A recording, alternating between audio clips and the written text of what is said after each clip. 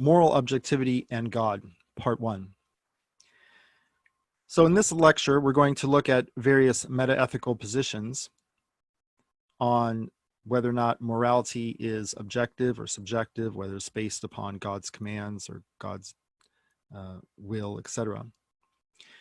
Keep in mind that this is an introductory lecture. Everything I'm talking about is way more complicated.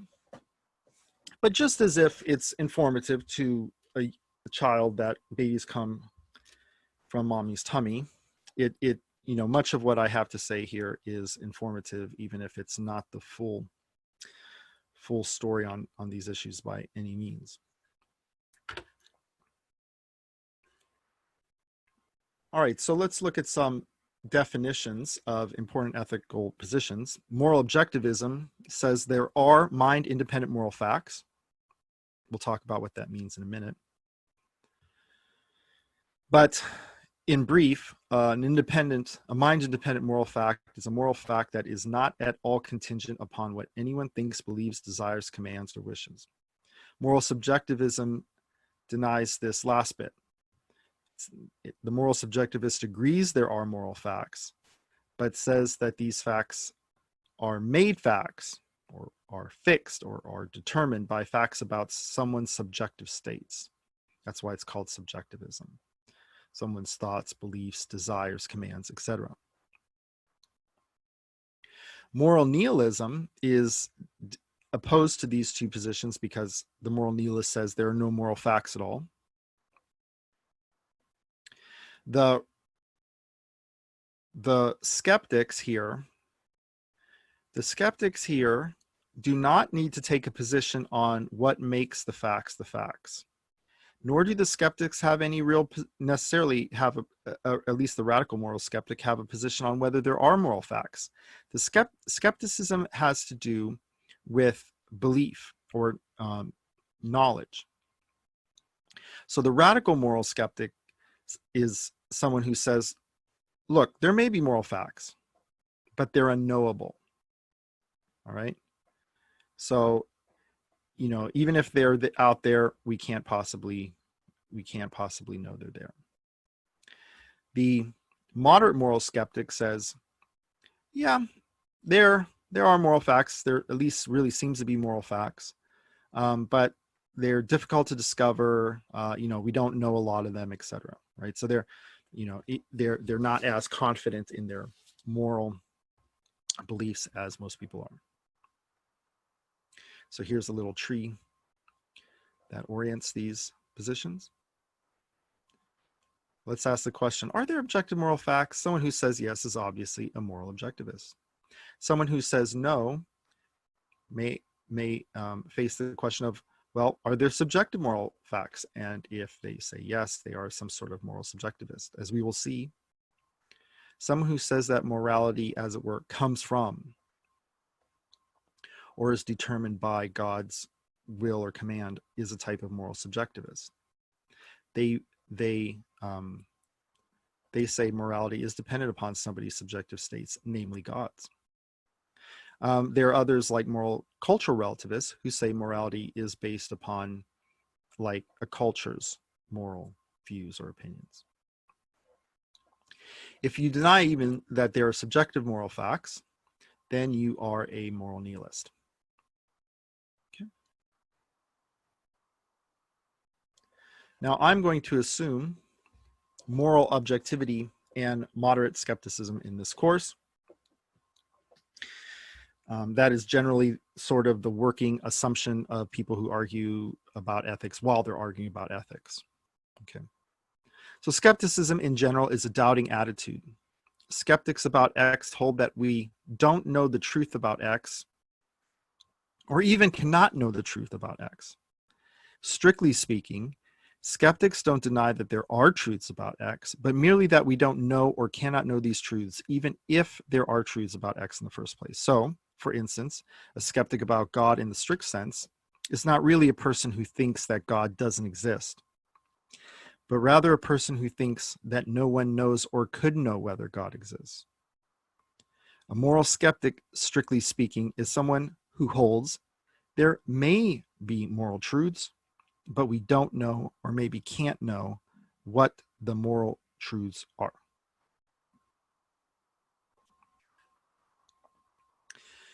Skepticism can, however, come in degrees. We tend to be more skeptical about some things and less skeptical about other things. For instance, you're not very skeptical about your having a headache when it seems like you have a headache, or take nausea. When you're about to vomit, you don't think, well, maybe I'm not really nauseous. So philosophers call these beliefs incorrigible. You cannot be wrong about them. On other matters, appearances can be more deceiving. We tend to be skeptical about our judgments about how deep a pool is because we know that light refracts off water, and this makes judging the depth of water difficult. We are usually skeptical about the efficacy of predicting what will happen in the future because we know it's impossible to take all the possibilities into account and estimate their relative probabilities. And yet we are prepared to say that in some circumstances, you can know what will happen in the future or what the depth of a pool is going to be by merely looking. Thus, about those matters, we are moderate skeptics, as opposed to radical skeptics who think that knowledge about those things would be impossible. Moderate skeptics just think that knowledge about whatever we're talking about is rare and hard-earned. Now, for my part, I encourage you to be a moderate skeptic about morality. But note that a moderate skeptic is different from a moral relativist. The moral relativist thinks you can and do know what's right and wrong, but that this knowledge is only true in or for your culture. And note also the moral skeptic, moderate or not, is different from the moral nihilist who positively believes that there are no moral facts. Why should you be a moderate moral skeptic? Well, because it seems we do know at least some moral truths. It really does seem impossible to deny that torturing babies for fun is wrong, for example. But the uncontroversial moral truths are very rare. Our moral vision, so to speak, is not very good. And really, why should we expect it to be good? Rhinos have bad eyesight. We have good eyesight, but not as good as an eagle's. Why should we expect that every ability we have must be excellent? And why shouldn't we expect that some abilities we have are worse than others? Rhinos have bad eyesight, but a keen sense of smell. Why can't we have a bad moral sense, but a comparatively good sense for, say, what's true with respect to mathematics?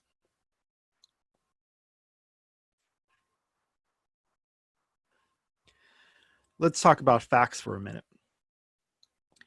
Objective facts are facts that don't depend on our believing them or upon any mental attitude on our part.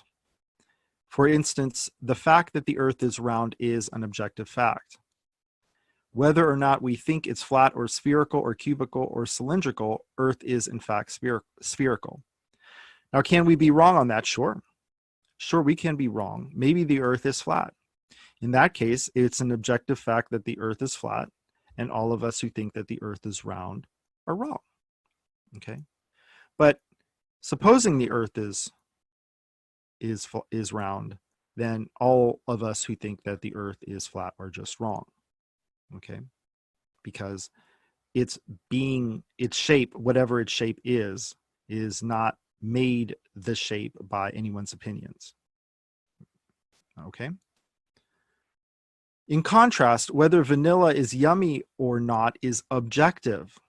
It's not objective, sorry, it's subjective. Vanilla is yummy as long as we like vanilla. But the fact that vanilla is yummy is a subjective fact. Its yumminess depends upon our attitudes towards vanilla. If we started to think vanilla was gross, vanilla would become gross. It would become false that vanilla is yummy. So moral objectivists think morality is like the sphericality of earth and not like what's yummy. So for instance, objectivists hold that even if everyone stopped liking justice, justice would still be a good thing. The moral objectivist says that even if the rich and poor stopped caring about poor people's rights, poor people would still have rights. The moral objectivist holds that the poor had moral rights thousands of years ago, even though no one at the time, even the poor, thought that the poor had rights. Okay, moving on to the difficult question of moral cultural relativism. Moral cultural relativists think that there are moral facts about what we should do, but that these facts differ from culture to culture or individual to individual. We're going to look at just cultural relativism, not individual relativism, though. Now, why should someone think this? Well, I'm just going to look at two arguments that one might give, two kind of pretty common, though, arguments for moral cultural relativism that one hears. And the first we'll call the argument from disagreement for moral cultural relativism, and it goes like this. Hey, there are many different cultures in the world, and they have very different opinions about what's right and wrong. There's no way to tell who's right. Therefore, what's right and wrong, what is right and wrong, differs from culture to culture. Okay. Now, probably you detect one good objection to this argument, which is that it is logically invalid. It simply does not follow that if premise 1 is true and premise 2 is true there, that the conclusion follows. For instance, imagine that let's just suppose for a minute that the conclusion is false, that moral objectivity is true, that moral objectivism is true.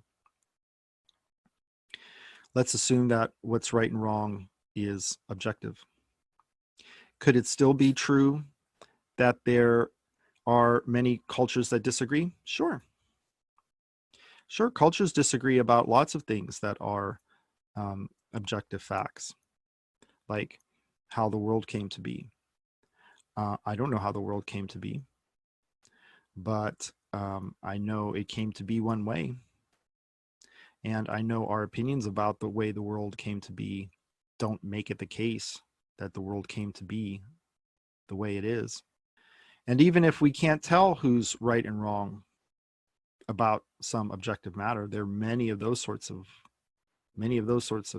cases. I don't know how many people were in the ancient city of Babylon 4,000 years ago on this date. Do you? No. Does anyone know how many people were living in the ancient city of Babylon on this date 4,000 years ago? No. So, we don't know, and we'll never know. We'll never know the answer to that question. Okay. But still, is there a fact of the matter about how many people lived in the ancient city of Babylon 4,000 years ago? Yes, of course.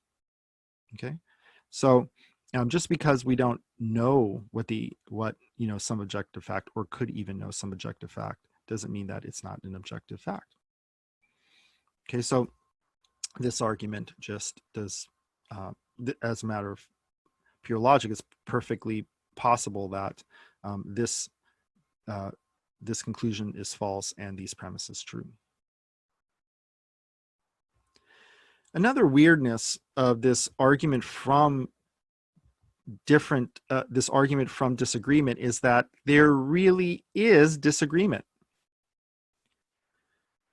And why would we disagree so much about what's right and wrong if morality was thought to be relative?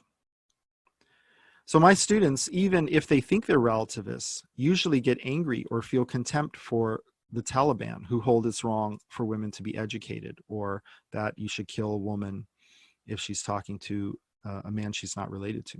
So ironically, the fact that we disagree so strongly about morality across cultures suggests that we think that there is a fact about what's right and wrong in these cases.